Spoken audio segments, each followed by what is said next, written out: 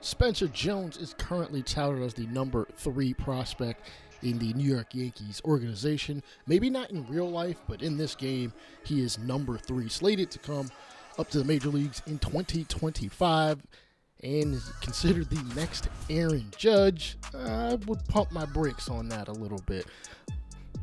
In 2024, he did set the Yankees minor league record for most strikeouts in the season, which doesn't bode very well, at well over 200. We are wearing our, how do you say this? Vigentes? What does it say? Oh, Vegantes. Okay. I might have still butchered it. My Spanish is a little rusty, despite the fact I did take about 6 years of it in college. Nonetheless, Spencer Jones will catch the fly out in right center field. Starter on the mound for the Rochester Red Wings is a guy who almost got drafted into the KBO but decided to come stateside, Hyun-Il Choi. Not a bad record, 24 years old. Not really highly touted, but he's a solid pitcher. Unsure of whether he'll make the majors at any point in time, but you never know what comes about with injuries and, guys getting demoted. As Spencer Jones is hitting .286 this season, he'll ground it to short. It'll be a almost double play. A fielder's choice, as Spencer Jones isn't exactly slow. As we take a look at DNYYasty, a guy who might play third this season if we get some injuries. Maybe DJ LeMahieu goes down, maybe Ozzie Cabrera, as Mr. Spencer Jones is credited with a stolen base there. And Grant Richardson will try to drive him in, but it doesn't look like it is going to happen. And the ballgame will stay tied at the end of the second inning. Spencer finds himself in a run-driving opportunity, despite only having a singular RBI this season, and he'll take a changeup from Choi. Smacks a four-seamer to left field, but it's going to be just out of foul territory, or just in foul territory, and it swings and misses. Jeez, a changeup. Getting speeds mixed up, and then comes back with a fastball very high in the zone, especially considering he's 6'6". That would be well over my head if I were standing in the batter's box. I'm only 5'7". Leading off for Rochester. Here's the son of Dusty Baker, Darren Baker, who, if I'm not mistaken, I could have sworn he was at the majors last year. I mean, it might have been a cup of coffee where the Houston Astros were facing the Washington Nationals, just to get that moment. No, this is not a LeBron and Bronny situation, as Dusty Baker is like 75. Nonetheless, he will be thrown out by Jones on the assist as we take a look at the replay. And I didn't think he got him, but I guess the umpire had a much better look than I did looking at the replay. Jones 0-2, and he takes it. Changeup deep to right field. It'll carry him off the top of the wall. Runner from first will go to third, but he will stay put. And that means with no out, the Railriders will have an opportunity to drive in a run, even if it doesn't amount to a hit. And the Red Wings are going to change pitchers and go to Joan Adon. 1-0 with a 0 ERA. Righties are hitting better than him than lefties. He's probably facing just more righties anyhow as DNYYasty comes to the plate, as Evan Rayford is in the bullpen. I will admit, I do like, the minor league stadiums. I like the ambiance that you get just because it's a lot more open, as you saw that night sky there. I do happen to attend a lot of minor league games where I live. I'm actually between both Mets affiliates, to be honest with you. I don't live in the Bronx. I ain't lived in the Bronx in about a decade, but it is what it is. As Adon strikes out, DNYYasty. A little nice to see him put the ball in play. Could have gotten a run. So Grant Richardson hasn't done much of that this season. Fly ball to left of center, and it's going to be caught. Runner from third will tag. Jones will stay put at second. The throw not going to be in time as Scranton-Wilkes Barre takes a 3-0 lead. Ronaldo Hernandez. I gotta admit, there really aren't too many players at AA and AAA that aren't like pitchers or maybe the occasional outfielder that we would even see if an injury were to occur. If a trade happens, we'll see. But remember, I'm playing by the rules of I am abiding by every no trade clause, like within most reason. So Giancarlo's not going anywhere. Judge is not going anywhere. So on and so forth. If the situation comes up where it really seems like it makes sense for a guy to get traded, and I mean like really makes some sense, then I'll do it. Nonetheless, Rochester struck back for one, and ooh, Jones hits a liner right to Darren Baker with the out in the 8th inning. But the Railriders will take the victory 5-1 in 9 innings. You know, that is a really nice mixture, colors that they're using there. Traditional Puerto Rican, I believe it's like a mask. I really should brush up on my history before I start talking about stuff like this. But nonetheless, we jump back to the major leagues as the Yankees will take on the Giants. Bases loaded situation for Devin Williams. He's already blown a save at this point. Hope he'll get through this one, despite the fact he is the reason why, or some of the reason why this situation is an issue. 1-2 count, nobody out. 20th pitch is a screwball inside, and it is 2-2. You don't want to just lay one in there. Ground ball. Goldschmidt can't come up with it. Rolls all the way to Judge. Runner from second will score. And the Giants are within 1 with nobody out thanks to Wilmer Flores.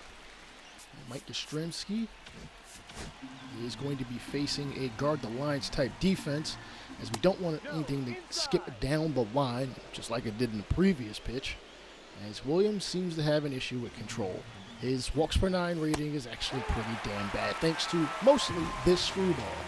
I have always had a major gripe with this game where the per 9s matter more than anything when it comes to when you are controlling things, and really even if you're not controlling things, as opposed to the control vertical break as to how you pitch well and things of that nature. Ratings don't matter. But anyhow, we're not going to worry about that right now, as we are about to lose the lead. Ball getting thrown back into the infield. Tyler Fitzgerald comes through with an RBI double, and there's only 1 out. Lamont Wade drops a bunt. What the hell? That is not a part of his game, but it's a part of his game today. The Giants take the lead 7-6. Williams has already blown the save, but he's able to get out of it, only giving up 5 at this point. Damn it. Oswaldo, Chaz, and Aaron will come up to the dish as they will be facing Ryan Walker, who I did not realize was their closer. Looking to pick up his 6th save opportunity thus far. Oswaldo Cabrera smacking it up against righties, but I don't think he's faced a left-hander this season. He'll take a sinker inside and now be down 0-2. Chisholm on deck, and he swings and misses at a high slider. Got way too underneath it, and honestly, could have just let it go. Even if it was a strike, I would have preferred you not swing at that garbage. You're not going to do anything of note with it. Chisholm, though, smacks this one deep to right field. It'll bounce down. He's going to hustle a second, might even go to third. Actually, he decided he's just going to slide in there safe.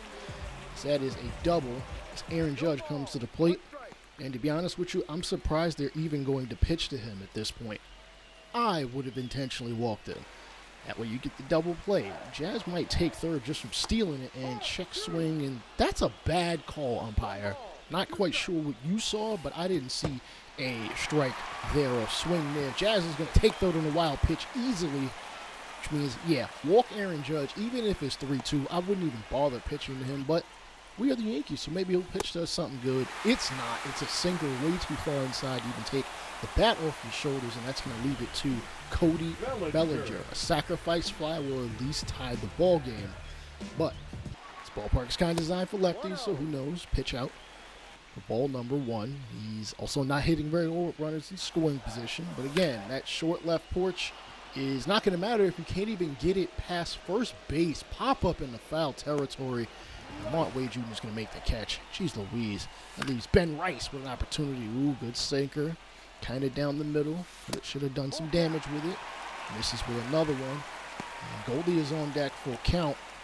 But Rice got to get it together against San Francisco. Slider chopped to Wade. Wade is going to hustle it out, and the Giants are going to get away with the victory. 7-6. Devin Williams gives up 4 runs. Jeez, come on. It is good to see Dominguez hit a long ball, 2 RBIs. But now we're going to jump back to the minors. Looking at Brock Selvage. He is, I believe, our 4th ranked prospect, though when you look at some of these attributes, none of them are going to blow you away, like at all. He's about average to maybe below average in most categories that you can see here. 5.4 ERA, average. Whip 1.0, which is good. 5 strikeouts in 5 innings, about average. Strikeout rate pretty good. Walk rate at 10%. I'd like to get that down, but it's really not the worst in the world. As Justin Crawford is going to strike out on the slider inside, and here is the son of former Yankee pitcher, well, many other teams too, Cody Clemens, son of Roger Clemens, a guy who probably should be in the Hall of Fame, but we all know why he probably ain't in. And he's going to rip this one to right field. Selvage, you're not going to dive that far to get it. Who do you think you are, Stretch Armstrong? And Cody Clemens will slide in safe with a double with 2 away. A little surprised Clemens hasn't really had a longer leash in the minors, not because of his pops, just because he doesn't seem like a terrible player, at least not in the game, rating-wise. Like, I'd trade for him if we really needed him. I think he plays second or shortstop. We'll see. Nonetheless, Garrett Martin with a great catch in the corner. I actually didn't know who that was, hence why I kind of stalled for a little bit. Another strikeout is Rafael Lantigua. A strikeout. 2-seamer on the outside corner for him. Leandro Pineda smacks the changeup deep to right field. It is going to bounce, roll all the way to the wall. Martin is going to throw it in. It's not going to be nearly hard enough. Pineda slides in.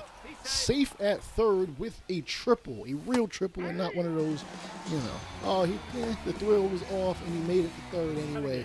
Selvage looks like he wants to leave Pineda there at third, 2 away for Zach Arnold. Ground ball past third base there into left field for the first run of the ball game. 1-0 Reading, Fighting Phil, strikeout, 2-seamer inside to a righty. Not something you see from lefties that often. Justin Crawford, check swing, not going to matter. It's the high changeup. Pitch most guys don't have any issue kind of teeing off on. As Cody Clemens is hitting pretty well thus far, gets his second plate appearance, hits it into left field, but it'll end up being a 1-for-2 game thus far here in the third for him. Rafael Lantigua, strike 3, slider on the outside corner. That pitch is not very hard. It's also not a sweeper, so it's not something that has crazy horizontal break, but it definitely has the vertical break. Actually, vice versa. It's the horizontal break versus the vertical break. Ground ball down the third base line. Jordan Disson going to no, he's not going to go to second. He's actually going to hold up as the ball has gotten back in the infield just in time. Nobody out. Zach Arnold, another opportunity and another hit. This one in the right field. He's got 2 hits thus far. Troy Schreffler Jr., as a matter of fact. I thought I was going to say Sheffield. Grounded in the right field. And the bases are going to be loaded for the Fightin' Phils. Justin Crawford does have a home run this season and is driven in 2. He can even get a sacrifice and be just fine. 0-2, slider, hit through the 6 hole into left field.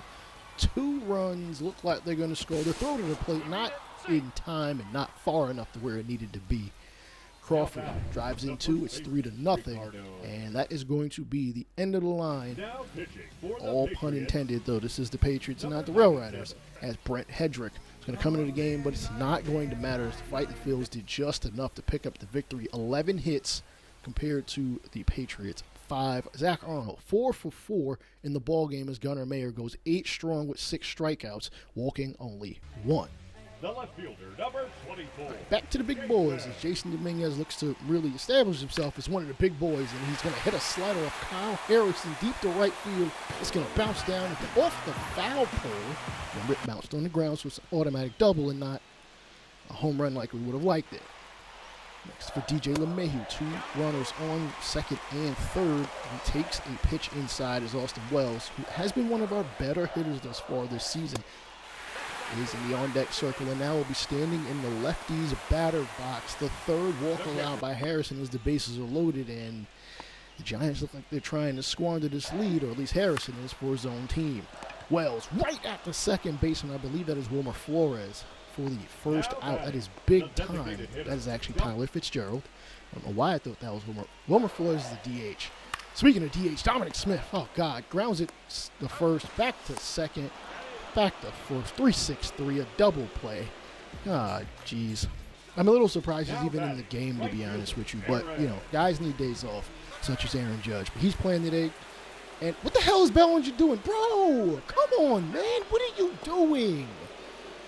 You gotta time his delivery a little better than that. Judge smacks this one in the right field. It's not gonna matter. Hell, Bellinger would have been probably out too if he attempted to steal. Yet again, Chisholm takes the slurve and ends up swinging and missing over the top of it to end the 6th inning. Now batting. Here's a starter comparison between the two. Both guys not giving up much in the way of hits. Both guys striking guys out. Harrison walked 4 so far as he adds to his total, and the Giants are up only 2-0, really because neither guy has given up very many hits, 7 between them. But we are here in the bottom of the 9th inning. Ryan Walker looking to close it out as Jazz Chisholm chops it to first. Lamont able to stab it and step on the bag. That is a big-time first out. And the Giants are going to pick up the victory. Yet another one. It's Harrison. Only gives up 2 hits, but does walk 4. And as we take a look at some injured players, Jacob deGrom is going to miss time. Not because of Tommy Johns, but because of a fractured wrist. A fractured wrist that happened in a game, not one in which I have injured him. As you know, I did have manual injuries on to start this. And speaking of pitchers, we're going to take a look at Jordani Ventura. I know these aren't the biggest of prospects that I'm having us look at. It's just guys that I think might be interesting just because, you know, they might be in that kind of spot where it's like, do we continue with them on the roster? Do we send them up to AAA? Because right now we're looking at AA, ground ball by Siani, and a step on the bag. Honestly, don't remember who our first baseman is at AA, and you know what? It's going to take some time to figure that out. Connor Griffin pops it up into the infield. Now, why I chose Jordani Ventura is because he has a 3-pitch mix. A curveball, a fastball, and a changeup. This curveball, 73 miles an hour. I like it, but ends up pumping a 92-mile-an-hour fastball. So that slow and speed kind of gear change is nice to see. You know, when guys are all throwing 95, though 92 really isn't going to blow anybody away. But he's able to connect, and the umpire checks his hands, and of course he's going to be clean. We don't do that dirty shit around here, though. I kind of wish the baseballs were sticky, just like NPB. But I'm going to stop complaining. Nonetheless. Shaylin Polanco hits this in the right field for a base hit. And fastball, as a matter of fact, is in there for a strikeout as Tres Gonzalez punches out. Blanchard is able to get a hold of this one and hit it down the right field line. And he is going to. The throw into second. The offline bounces about 3 or 4 times. And Somerset is in trouble to give up yet another run to the Altoona curve. And fastball. Dude, come on, man. You don't even throw that hard. Ends up coming back with a pump fastball down the middle. As you know what, he's very inconsistent. Let's just call it what it is. Very inconsistent. The throw into the plate, not on the line. Runners will be at the corners here in the 3rd. Ventura, fastball. He doesn't throw that hard, so yeah, bro, I would be mad too. Maybe that's something he can work on in the offseason, in training. Granted, it's still very early in the season. You never know what can come of it. Right now, I don't see him coming up anytime soon unless he is up as a long reliever. Brendan Dixon smokes the fastball deep to left field, and it is out of here. A 2-run shot. The Altoona curve go up 5-1. Actually, that might have been a 3-run shot. Take a look at the replay, and oh man, he got all of that. Not a shadow of a doubt. 353 feet out the left field. And they are up 5-1, and they're just going to keep him out there. Liner into left field as Polanco gets yet another hit. It's not looking good. Maybe, I don't know, man. Maybe Ventura learns a 4th pitch. Fastball in there. 90 miles an hour. Yeah, I said 90. That would be fast in like No error at all, actually, now that I think about it. In high school, that's fast. At the majors, hell, even the minors, that is not that hard. But you might not need Tommy John, so we'll see. 0-2 pitch, a changeup coming in at 80 to second base over to first. And Ventura will at least get out of the fourth inning, but not without some damage, as the Curve will win 5-1, despite the fact the Patriots had more hits than they did. Whatever. All right, we got a playoff rematch as we take on the Kansas City Royals here on Jackie Robinson Day. This ball will get hit into center field as Bellinger has to run all the way to the wall to retrieve it, as Michael Garcia has a nice double here to start the top of the eighth. Bobby Witt Jr. is going to swing and miss. Number 2 in the AL MVP race. I don't even think he's even on the ballot as of right now, though he is a phenomenal player. Kansas City got them one. Fly ball to center. Salvi is unable to take it deep. You know he's capable of doing it, even at his advanced age. You know, he's like 35. Well, did I just call 35 advanced age? That means I just called myself old. Nonetheless, ground ball in the left field. Volpe can't get it despite trying to run it down from behind. The throw from Dominguez ain't in time. Weaver has essentially blown the game with a save, assuming how long he was going to be out there anyway, probably. Liner in the left field, and that is fair. What? Dominguez overruns the ball and kicks it between his feet, but is able to get it back in time, so the runner at second will stay put as there are 2 out. As that ball caroms off the corner. Take a look. Oh, just fair. And Dominguez kind of bobbled it a bit. Renfroe hits this one high and deep to left field. Dominguez at the wall, a leap, and he is not going to make the play. Royals take the lead here in the 8th inning of 7-4 as Bellinger smokes one in the right field. Somehow, the right fielder had no shot at it, and he'll end up on second with a double. Maybe he misplayed that. I believe that was MJ Melendez out there. As Ben Rice comes to the dish now, swinging and missing.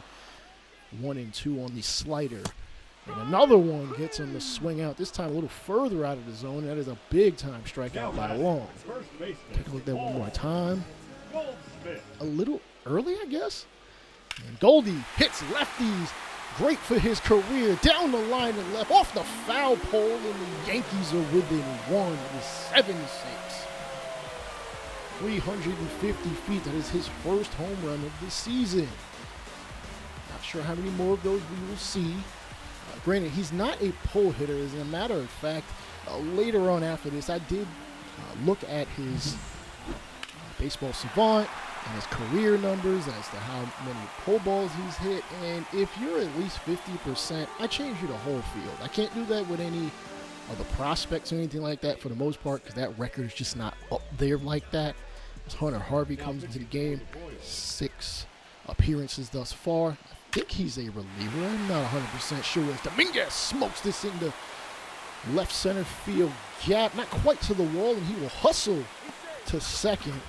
I will admit that at some point I'm going to figure out what SDS has rated Jason Dominguez once they actually put out the first update and update his speed to that, because I think it's criminal that he's got a 60 speed. What the hell? Ground ball into left field. Volpe is going to tie the ball game at 7 apiece with an RBI single here in the 8th inning. As you know what? I like Volpe. I like him a lot. Please stop comparing him to Jeter. Like, you'd have to be an absolute fool to compare him to Jeter. He's a good player. Let him be who he gonna be. Okay, maybe he'll be better. It ain't likely, but he might. I mean, come on. Oswaldo Cabrera swing and miss at a high fastball that he really should have just let go. Come on, Harvey was looking to get you to chase. And how is Bobby Witt Jr. coming in to pinch it? What? He was already in the game. That's short. How the hell is he? Liner to Cabrera. That makes no sense. I think there's something wrong with the game. You could probably say that a million other times. Ground ball to Volpe. He'll throw out whomever that was. Blanco it is. For the second out in the 9th. Fly ball into no man's land between Judge and Chisholm, and neither man can get to it. And yeah, you better be Michael Jordan shrugging. As Bobby Witt somehow comes up to the plate again. Throw into second as Garcia will take it on the either pass ball or wild pitch. They're calling it a wild pitch. I don't think they ever actually give pass balls in this game. As Bobby Witt flies this into straightaway center. That is an out. The Yankees will look to walk this game off in the 9th inning as Chisholm, Judge, and Bellinger come to the dish. How is he in center field and at shortstop? Bro, what is going on? Leading off. There's got to be some wild glitch that I've never seen. Because, listen, I can have a team full of Jazz Chisholms because he's at the dish. This don't make no sense. Look at this. Did Bobby Witt have a center field secondary position last year that I didn't know of? Or maybe that was a Diamond Dynasty thing? And please don't creep Diamond Dynasty anywhere near franchise. And Chisholm is going to pop this one up. And I'm surprised Salvi didn't go after this one. But Garcia will make the catch. Aaron Judge comes to the dish. 3 for 9 in the series. 2 runs driven in. As Hunter Harvey looks to put the Yankees away, or really send it into the 10th inning. Split finger misses. Slider misses even further inside. Surprised it did not hit Judge. And Harvey looks a little nervous. 17th pitch is a fastball. Going to get ripped down the line and right. And because of how they're shifted, Judge will easily end up with a double. He's standing on second as Bellinger comes to the plate in a key spot. He can win the game with something higher and much further than that. Judge, please get the hell back. As somehow Bobby Witt stares at Bobby Witt to make the catch. Yeah, I'm going to keep mentioning this over and over. I'm also going to send this to SDS because that doesn't make any sense. I expect this to be patched ASAP. Oh, wait, I'm sorry. We don't pay more money in franchise. It is what it is. Not it is what it is. It's really deplorable. Like, come on, you should be making your entire game better. And I get this is just a minor glitch. I don't expect this to happen again. Ben Rice takes a fastball and smokes it into left center field, but it is going to be caught somehow by Bobby Witt Jr., a.k.a. I'm going to call him the glitched Flash. So somehow ended up that far. Salvi is one of these Bobby Witts was trying to steal. I'm just going to run around in circles and tag one of them. And I guess they're out. Well, it really shouldn't be. And, yeah, hopefully we don't lose this game because of this crap. Ground ball. Cabrera in foul territory. Fires across the diamond, and I am shocked he even got that. I get that Salvi's not fast, but Cabrera doesn't have a very strong arm. It's pretty average at like best at this point. Pasquantino, ground ball in the right field. Past Chisholm, who I thought would have been playing better position than that. The throw by Judge is not going to be in time. Kansas City takes a 8-7 lead, and there's still a runner on first for Michael Massey. Batting .429, he hits this one high and deep to right. Judge ain't even going to be bothered to go after it. It is 10-7 Kansas City. Oh my God. See, the good thing about the extra innings rule is that we also get a runner on second. We have to capitalize, though, as Goldschmidt steps to the plate, batting .356 so far this year, as Carlos Estevez Paul Goldschmidt grounds it to Bobby Witt, playing double duty as he somehow was walking in the outfield. I would have loved to advance the runner. I was kind of hoping he'd hit that to the right side of the infield, left side of the infield, and Jason Dominguez smokes this one to right field. Go catch that double, Bobby. And the Yankees are within one, and there's nobody on, but that's what happens when we clear the bases, as Austin Wells has to start essentially a secondary rally, but it might not be necessary as he hits it to center field.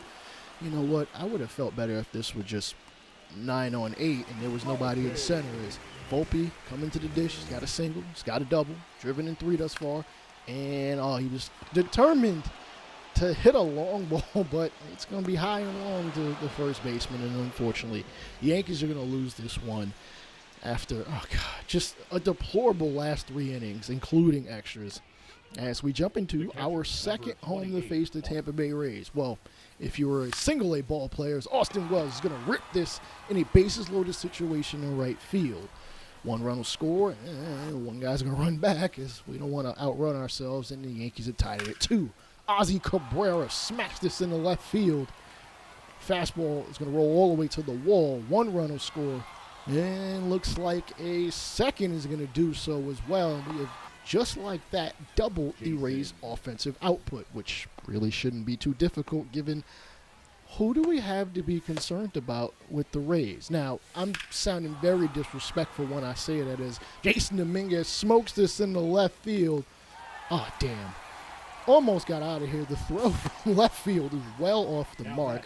The only reason why I say that is just the Rays rarely sign anybody for any amount of money worth a damn in free agency. But the scouting department might as well be top-notch because they are always finding guys who make under $1 million, can pitch their ass off. There's DJ LeMahieu, who I wish we were paying $1 million, flies it out into right field to end the inning. And you know what? I really shouldn't knock them. I should really respect at least their scouting department a bit more. As Anthony Volpe, in a bases-loaded situation, is going to strike out. Why didn't the catcher just step on home? It was a forced situation at any base.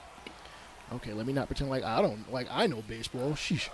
Yandy Diaz takes Luke Weaver deep off the fastball, off the scoreboard. This stadium was found in the vault. I'm not sure to the level of accuracy it is to George Steinbrenner Field, the real one. You would think at this point, oh God, come on, Dominguez. Shades of spring training as he's losing the baseball in the sunlight. Dude, you have sunglasses. Use them. Please use them. Aranda, ground ball, hits it to third. Cabrera will throw it over to first. And it looks like Junior Caminero trying to dive back to second. Ends up injured.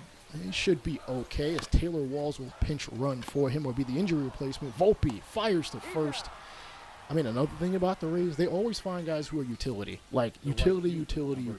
Think Ben Zobrist on, like, a 9 or 10 or 26-man level. You would think Shohei Ohtani would have wanted to go there in free agency. I think the Rays may have even offered him. I mean, Ohtani was offering everybody the same deal. But given that the Rays don't seem to want to pay for the roof or a new stadium or whatever the situation down in Florida is, which is very Florida indeed, let them figure it out. Bunt attempt here. Jazz Chisholm here, underhand toss and somehow get it there in time. I would have thought that Meisner would have been safe. It's Caballero, ground ball to Chisholm. Runner from second will advance. And this is very Rays baseball with them dropping bunts and hitting low choppers. And it's annoying, but it works. That's probably my biggest thing with the Rays. They're annoying, but what they do works. Ground ball, Volpe, jump throw, no, he actually does throw him out. Wow. You know what? He didn't want a Gold Glove for nothing 2 years ago as a rookie. Now, if only his bat could catch up. Well, catch up more. Let's put it that way. 11 hits apiece, 5 runs for each team. As we jump into the top of the 10th, runner on second, but there is one out for Austin Wells, and he will smoke this one deep. And despite this being the Rays' home, I highly doubt they have any fans here at this point in time. 420 feet as Big Wells is definitely eating good this season as the catcher and occasional DH for the Yankees. In case you were wondering, I started this franchise before the first update. So, unfortunately, there's no J.C. Escara, though he was doing very well in spring. Actually, he may have even been sent down. As Oswaldo Cabrera smokes one deep as well. That's back-to-back. And then Jason Dominguez takes it deep to left field. And it is out of here, back-to-back-to-back, to let these Rays know this is still our home. As Junior Caminero seems to be fine. No major injuries for the Rays. As a matter of fact, they should be getting Ha-Seong Kim back very soon.